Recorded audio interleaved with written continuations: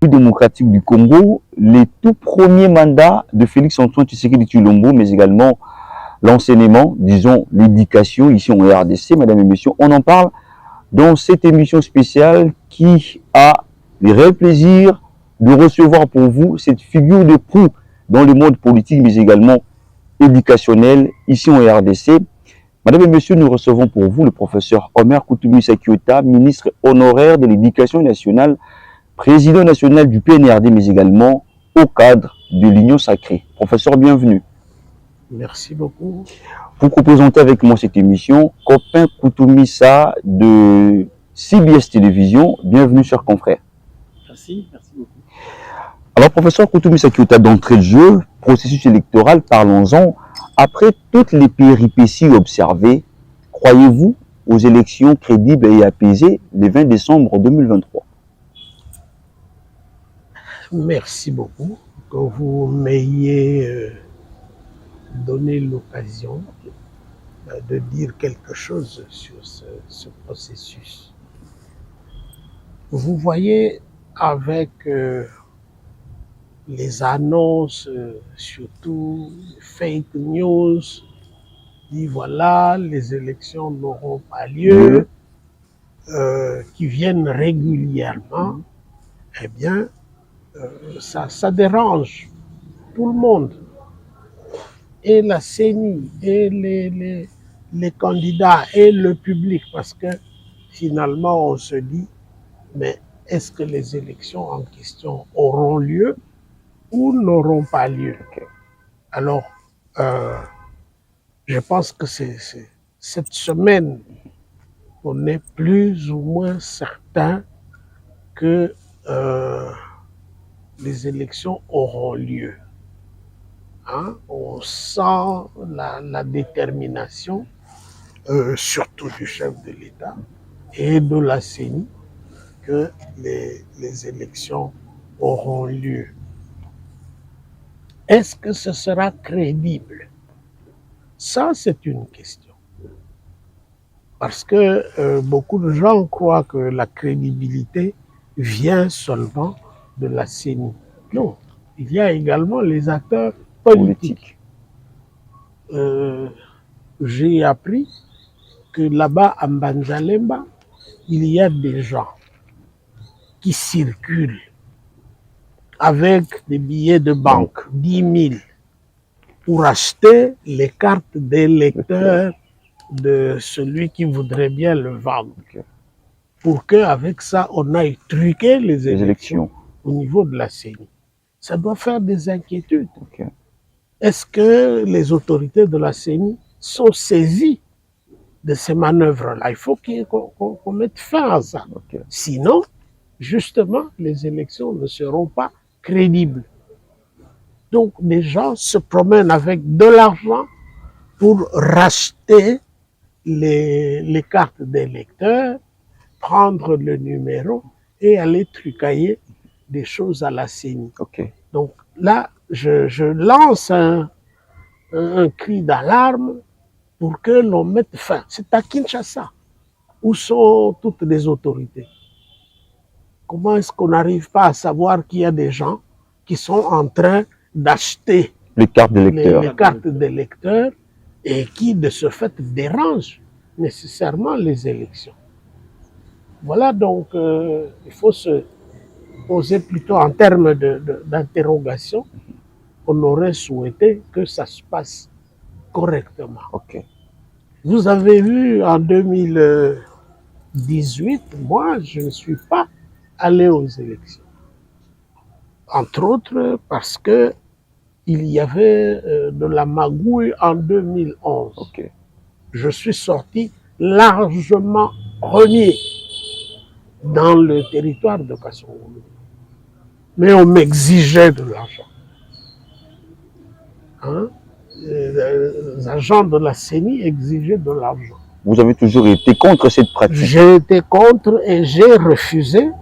Et mon siège a été donné à quelqu'un. Je peux citer son nom, parce que ce ne sont pas des hypothèses de travail.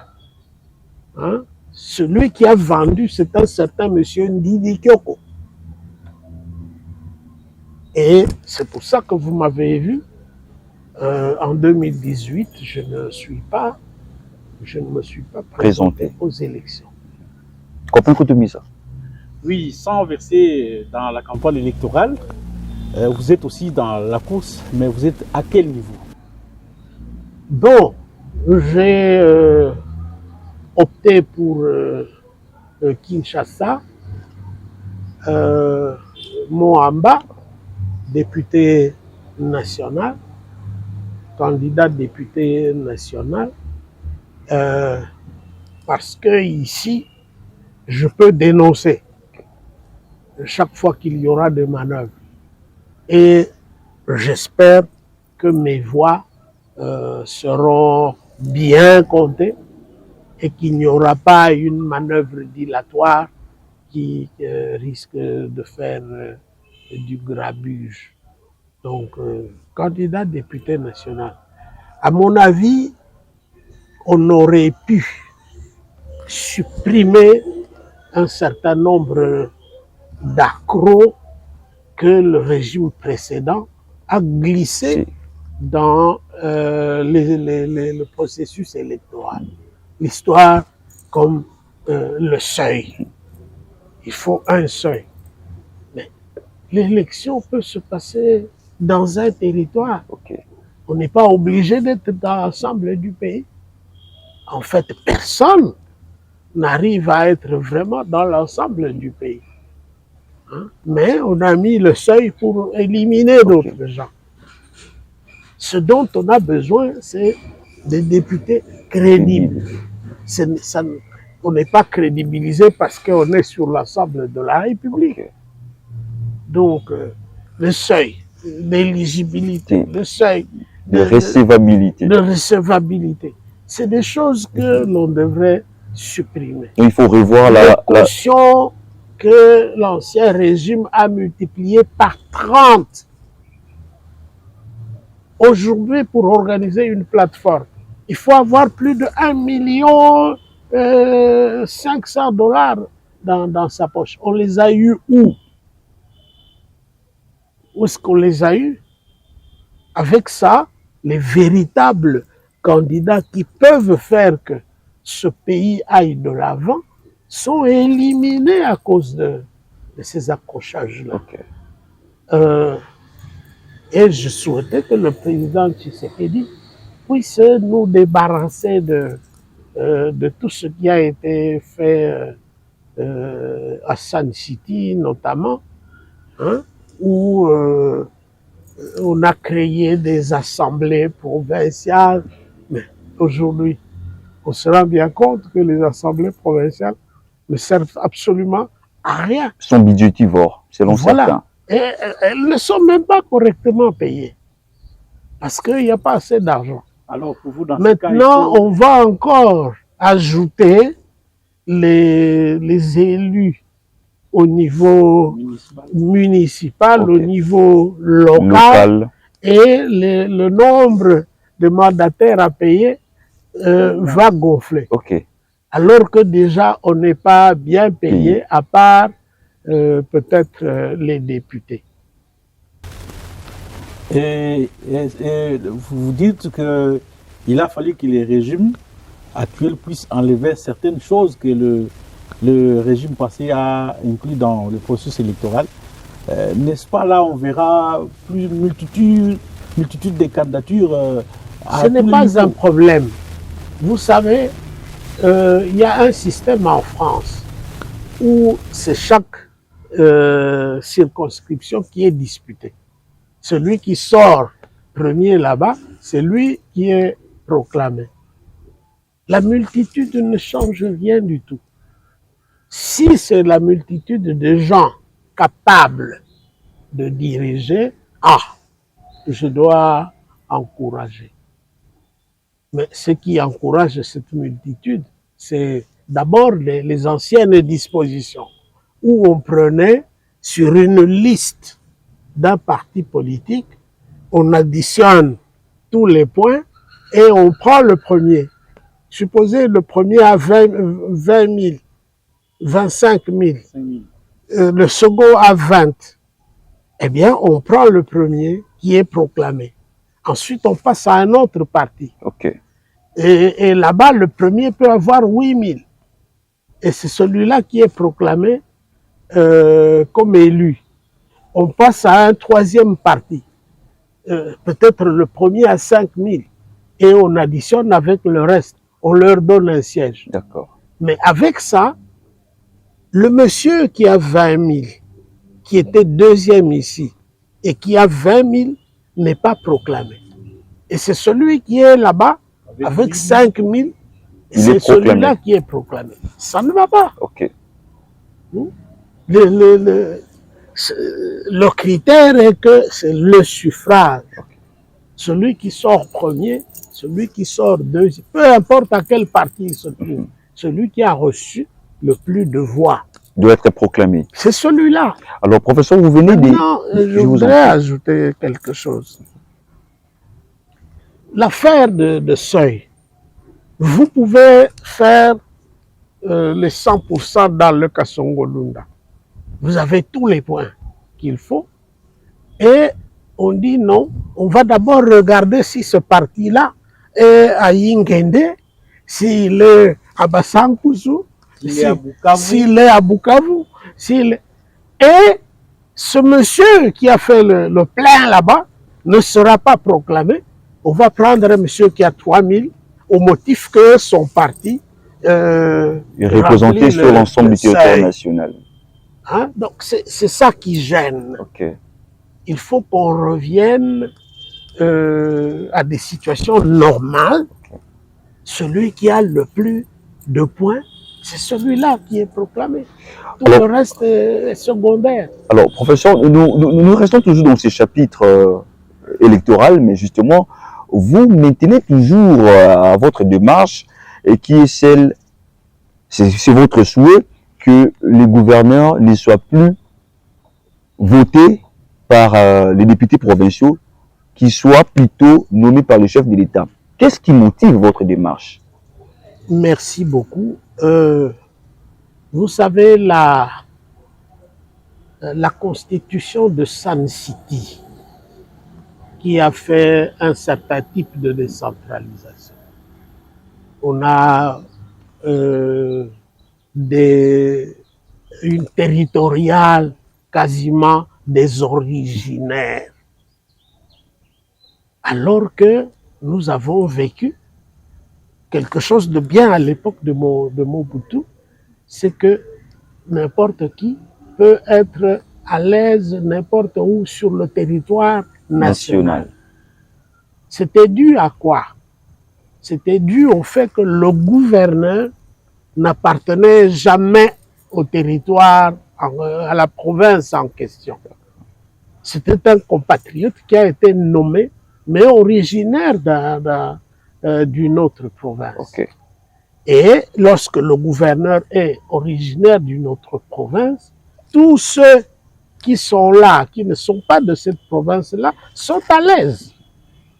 Maintenant, dès que quelqu'un fait quelque chose dans une province, on lui dit « Ah, ici, ce n'est pas chez nous, chez vous. » Finalement, il n'y a que Kinshasa qui est le territoire national. Les autres territoires ont été abandonnés aux originaires. Donc, vous voyez, cette constitution a introduit beaucoup d'erreurs. Okay. La libre administration des provinces. Est-ce qu'une province doit avoir une administration libre? Non, c'est une province qui fait partie de l'entité. Et ce sont les autorités nationales qui engagent le pays vis-à-vis des tiers. Aujourd'hui, un gouverneur peut aller faire un contrat au Japon. Non, c'est des choses relativement bizarres. Okay. Lorsque l'élection a lieu, lorsque nous vivons comme ça, les Congolais demandent des comptes au chef de l'État. Ils ne les demandent même pas au Premier ministre. Alors que dans cette constitution-là, c'est le Premier ministre qui doit conduire l'action du gouvernement. Gouvernement. Entre-temps, on ne demande des comptes qu'au chef de l'État. C'est pourquoi il faut que ce soit le chef de l'État qui désigne non seulement le gouverneur, mais également ceux qui, dans diverses provinces, vont appliquer sa politique. Ok. Si on laisse les gouverneurs toujours nommés par les députés provinciaux, mais quand est-ce que on va appliquer la politique du chef de l'État dans les différentes provinces? Donc, il n'y a aucune raison pour que les gouverneurs aient leur propre politique. Ok. Il faut qu'ils appliquent la politique du président de la République dans les différentes provinces. C'est pourquoi nous pensons qu'ils doivent, les gouverneurs, être nommés par le chef de l'État dans les provinces qui ne sont pas les leurs. Ok. On a bénéficié de la bonne expérience de Mobutu, au moins sur ce point-là. Il faut pouvoir poursuivre cela. Aujourd'hui, pour être à l'aise quelque part, il faut être originaire de cette province-là. Mais nous privilégions le pays. Ok. Avant justement d'accorder la parole à mon confrère Copin Koutoumissa, nous poursuivons justement avec ces chapitres du processus électoral. Comment vous avez accueilli l'arrivée de Denis Mukwege, mais également le retour de Martin Fayulu? Pour Martin Fayulu, là, il y a quand même un petit problème éthique. Lorsque vous êtes supporté par une population, vous dites à tout le monde on ne va pas aux élections. Ceux qui voulaient bien être candidats aux élections législatives et provinciales et municipales ne se sont pas présentés parce que leur chef, a demandé qu'on n'aille pas aux élections. Et ça s'est passé. Maintenant, vous-même, vous vous présentez et vous donnez une candidature. Il y a un problème éthique à cet endroit-là qui peut faire que ses propres militants se révoltent contre lui. Donc, je ne souhaite pas que cela se passe ainsi parce que, vous voyez, il y a déjà un problème qui se pose. Pour Mukwege, j'ai moins de griefs, mais en tant que prix Nobel de la paix, il a déjà un domaine dans lequel il est déjà en train d'exceller. Son nom a tout de même fait la fierté des Congolais. Je ne suis pas sûr que sur le plan politique, ce sera pareil. Je ne suis pas sûr. Là, je me prononce beaucoup moins parce que, comme tel, ce n'est pas un politique et nous n'avons pas eu l'occasion d'apprécier certaines de ses actions. Professeur Koutoumissa, je rappelle que vous êtes le président du Parti national du renouveau pour le développement. Vous êtes aussi parmi les hauts cadres de l'Union sacrée. Le premier mandat de Félix Tshisekedi va bientôt s'achever. Vous n'avez pas été nommé dans ce quinquennat. Et pourquoi vous les soutenez toujours? On ne soutient pas quelqu'un parce qu'il vous a nommé. C'est question de voir comment les choses marchent. En fait, les sympathies envers le président Félix a commencé au moment où, dans la première partie du mandat, j'observais un imbroglio qui était inacceptable. Le chef de l'État nomme quelqu'un ou prend une ordonnance et le ministre du secteur concerné refuse d'appliquer. Et là, vous voyez, c'est par là que j'ai commencé à faire des observations. comment un ministre peut-il s'opposer à l'ordonnance prise par le chef de l'État? Hein? Vous avez appelé ça sympathie, mais moi, j'ai estimé qu'on le bloquait, Félix Tshisekedi, par les agents, par les acteurs politiques de l'ancien régime. Et vous comprenez bien, quand vous commencez à faire des observations de ce genre, bon, il naît une certaine sympathie. Finalement, il n'a bénéficié que de la moitié du mandat, parce qu'une partie était partie là et on ne pouvait pas dire qu'il avait les pleins pouvoirs. Deuxièmement, vous avez vu ce qui s'est passé tous ces temps-ci. Et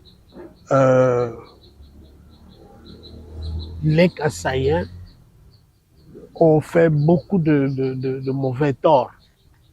Hein? Des gens qui ont été nommés, mais qui, lorsqu'ils recevaient des fonds pour tel et tel travail, eh bien, ils prenaient tout, ils le détournaient et ils s'en allaient avec ça. La plupart des projets qui ont été financés, même dans le Kasaï oriental, n'ont pas été réalisés comme il faut, et ça a monté d'une certaine manière l'opinion contre ces acteurs-là. Moi, ce que je crains, c'est des massacres. Pour dire clair, supposez que Félix tombe tout de suite, mais je crains qu'on s'en prenne aux Kassaïens et qu'il y ait des massacres dans ce pays. Hein? Parce que, vous voyez, ceux du Katanga, qui étaient traditionnellement contre les Kassaïens, ils sont remontés. Ceux de certains coins de l'Ouest également sont remontés et il peut y avoir des massacres. Donc c'est ça, il faut être capable de prévenir ce qui peut arriver. Okay. Alors c'est pour ça que je dis, il n'a eu que la moitié du premier mandat. J'ai vu qu'on a commencé à corriger certaines choses, enlever les conseillers qui détournaient ou qui faisaient mal le travail. C'est pour ça que je pense que le second mandat peut être meilleur. Okay. Donc, si vous posez des questions sur le soutien, eh ben voilà, vous avez eu 2 bonnes réponses. Je voudrais continuer parce que nous parlons du président de la République. Vous êtes un ancien ministre ou ministre honoré de l'Éducation nationale. Mais lorsqu'on parle du bilan du chef de l'État, on parle de la gratuité de l'enseignement. Pour vous, c'est un point positif ou comment est-ce que vous analysez ça? C'est plutôt mitigé. C'est plutôt mitigé. Parce que la gratuité se trouvait déjà dans la Constitution. Ce n'est pas une invention du président de la République. Mais avant de mettre ça en chantier, il était nécessaire qu'on puisse mener des études préalables pour savoir, pour retourner cette situation sous tous les angles et voir qu'est-ce que ça implique. Malheureusement, ça n'a pas été fait. J'imagine qu'on a commencé quand même à approfondir.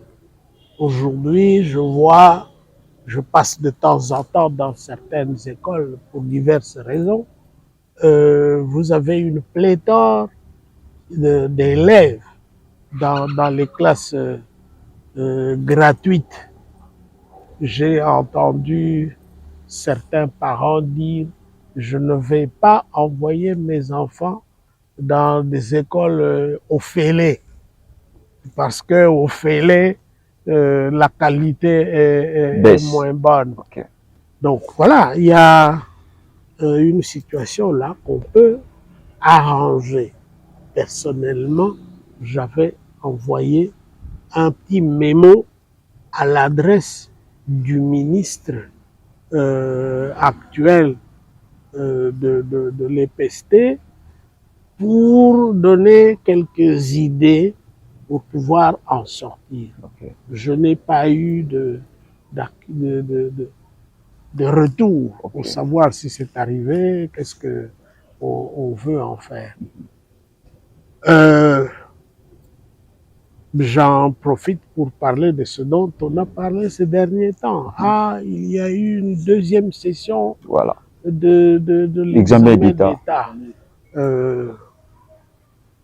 Évidemment, le ministre s'est beaucoup défendu.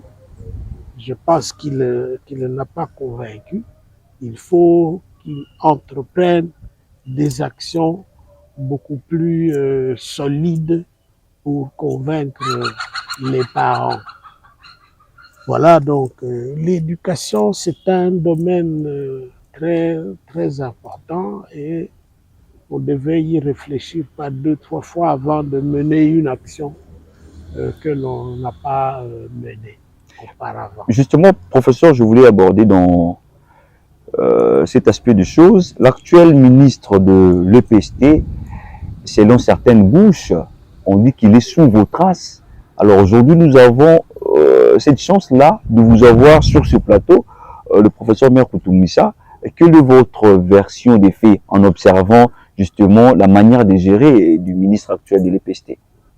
Il est réellement sous vos traces? Ce n'est pas à moi de commenter cela. Je sais que pour les journalistes, je suis l'éternel ministre de l'Éducation nationale, alors qu'il y a longtemps que j'ai quitté ce sérail. Bon. C'est parce que vous avez laissé les empreintes indélébiles. Voilà, mais j'ai suivi moi-même une discussion sur une télévision où on comparait, où on me comparait à mon successeur Tony Mwaba. Bon, je n'ai pas fait de commentaire, mais avec cette histoire de proclamer des résultats après une deuxième session, je crois que l'opinion elle-même a pu tirer les conclusions. Donc, je me garde de faire des commentaires là-dessus. Je n'ai pas à faire croire que, comme ministre de l'Éducation nationale, il n'y a que moi. Non. Je crois qu'il y a beaucoup d'autres qui ont fait des travaux et le pays va continuer à vivre, à progresser sans nous. Justement, professeur, hormis la gratuité de l'enseignement de base, initiée par, mise en place, plutôt matérialisée par le chef de l'État, comme l'a soulevé mon confrère, le chef de l'État a aussi matérialisé la gratuité de l'accouchement en RDC. N'est-ce pas là aussi un élément de plus d'une manière positive de son mandat? Ça, c'est un élément positif, celui-là. Même si dans certains cas, ça n'a pas pu être correctement appliqué. Mais ça, c'est un élément positif. Plusieurs fois, j'ai reçu ici des dames qui ont été retenues dans des hôpitaux parce qu'ils n'avaient pas payé la facture. Chaque fois que j'étais en mesure de le faire, je le faisais, même si je n'ai pas amené des caméras. Je souhaite que le chef de l'État prenne aussi des décisions concernant les enterrements. Ok. Dans la droite ligne de cette histoire des maternités. Eh bien, ce qui se passe dans les cimetières, c'est inacceptable. Un morceau de terre de 1 mètre et 1 mètre de profondeur, pour enterrer quelqu'un, il faut débourser $2000. Et ça, c'est encore le minimum. $2000. Et on laisse les privés faire ce travail-là. Alors que le sol et le sous-sol appartiennent à l'État. Donc, les cimetières doivent être gérés par l'État. Si déjà on n'a pas eu suffisamment d'argent pour faire soigner quelqu'un, il y en a qui sont morts parce qu'ils n'ont pas trouvé les médicaments. Maintenant, pour enterrer cette personne, il faut débourser $3000, $4000, $5000. Et l'État lui-même n'est pas dans les combines? Non, mais justement, il faut qu'il sache où intervenir au profit des citoyens. Okay. Parce que là, ce sont des privés qui sont en train de ponctionner carrément les familles éprouvées. Donc ça, s'il y a un domaine où le président peut encore intervenir, eh bien, qu'il fasse ça là-bas. C'est-à-dire que les cimetières soient gérés par l'État à des prix acceptables. 1 mètre carré de ça n'a pas de raison d'aller coûter plusieurs milliers de dollars. Ça ne se comprend pas. Alors, on arrive sûrement à la fin de cet entretien, professeur. Nous vous remercions d'ailleurs de nous l'avoir accordé. Mais tout à l'heure, on évoquait les questions électorales sans certainement versé dans la campagne électorale. Vous êtes candidat député national ici dans la circonscription électorale de Moamba. Quel message avez-vous à vos électeurs? À mes électeurs, à moi, j'aimerais qu'ils me votent massivement comme cela a été le cas dans le Kasongo-Lunda. Parce que, ce faisant, on nous donnerait les moyens d'être de nouveau sur le terrain. Si je sortais premier ici, dans le Moamba, je pourrais aller dire, moi je réclame la primature. J'ai beaucoup d'idées à appliquer. Okay.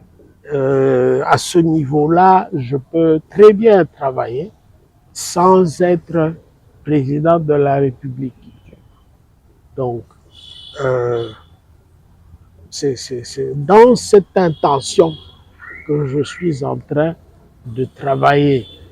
Et j'encourage mes électeurs à ne pas suivre ces gens qui partent leur remettre les 10 000 de l'argent, les 10 000, les les 20 000, mais qu'ils puissent m'aider à sortir premier et que cela puisse me permettre d'avoir un poste qui peut me permettre d'influencer la politique du pays. Ils ne le perdront pas. Vous savez, il y a un exemple que je donne. Quand vous regardez derrière moi, il y a du pondou. Alors, beaucoup de gens admirent ça souvent. En saison de pluie, ça donne très fort. Alors je leur dis, si nous faisons un champ de ces choses, de ces pondous, de 20 km de longueur, de 3-4 km de largeur, mais chaque jour, il y aura du pondou. On peut avoir ça ici, un gros pondou pour 500 francs. Commençons par ça. Okay. Ensuite, nous avons le fleuve que personne d'autre n'a en Afrique. Nous avons la forêt que personne d'autre n'a de cette manière-ci en Afrique. Que nous n'exploitons pas. Qu'on n'exploite pas, c'est mourir de soif en ayant les pieds dans l'eau. Donc, moi, je suis prêt à mettre en place ce genre de politique et vous verrez ce que ça peut donner. Je crois que je mettrai les mines entre parenthèses pour faire de l'agriculture. Le Brésil fait 20 milliards de dollars rien qu'avec les bananiers, avec les bananes qui sont vendues en Europe, au Canada, aux États-Unis. Là-bas, les bananiers ne poussent pas. Mais allez voir dans leurs magasins, il y en a toujours. Alors, la politique agricole dont nous parlons, c'est celle-là. Il faut avoir des entreprises agricoles commerciales. Les bananes doivent avoir une société qui s'en occupe.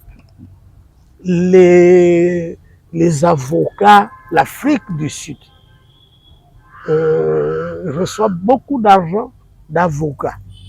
L'Inde reçoit beaucoup d'argent de mangues. Les mangues que chez nous on vend par terre. Il faut avoir des entreprises qui s'occupent réellement de ça, qui rachètent tout, travaillent et conservent. Et nous pouvons avoir des mangues du 1er janvier au 31 décembre. Tout ce que nous consommons, il n'y a aucune entreprise qui s'en charge. C'est de l'informel. On consomme parce qu'on a trouvé, il faut acheter des mangues par terre quelque part. Non. Donc il y a beaucoup de choses à faire. Alors c'est pourquoi j'ai dit à mes électeurs qu'ils me fassent l'honneur de sortir premier et ils verront ce que ça va donner. Je pense que, professeur Coutu, nous sommes arrivés à la fin, mais une dernière question, vous pouvez répondre même en 30 secondes. À l'Est, les pays est presque en proie. Bunagana entre les mains des rebelles de M23 et les plateaux de Bateke, vous avez suivi avec le phénomène Mobundo. Pensez-vous qu'avec cette situation, on peut organiser des élections en République démocratique du Congo pendant que d'autres compatriotes qui sont dans une situation d'insécurité ne vont pas voter? Mais ces groupes armés sont là depuis une vingtaine d'années. Il y a eu entre-temps des élections qui sont passées, mais les groupes armés étaient toujours là. Donc, je crois que les élections sont encore possibles tout en sachant qu'il y a une partie de l'électorat qui ne pourra pas s'exprimer. Je crains qu'il n'y ait plus de désordre si on n'organise pas les élections que si on organisait moyennant le fait que certains endroits ne pourront pas être pris en compte. Professeur Nakoutoumi Sekuta, je rappelle que vous êtes ministre honoraire de l'Éducation nationale, vous êtes président national du Parti national du renouveau pour le développement PNRD, mais également au cadre de l'Union sacrée. Merci de nous avoir accordé cet entretien télévisé. C'est moi qui vous remercie. Les jeunes gens, les jeunes enfants qui voient mes banderoles disent « Ah, nous avons notre Félix !» parce qu'ils nous comparent sur ce plan-là. Oui. Merci beaucoup. Merci également à vous, chers confrères, copains Koutoumissa des CBS, d'avoir partagé avec moi ce plateau. Merci, Charles. Et à vous, chers téléspectateurs, merci de nous avoir suivis. Le rendez-vous est pris la semaine prochaine avec le même plaisir.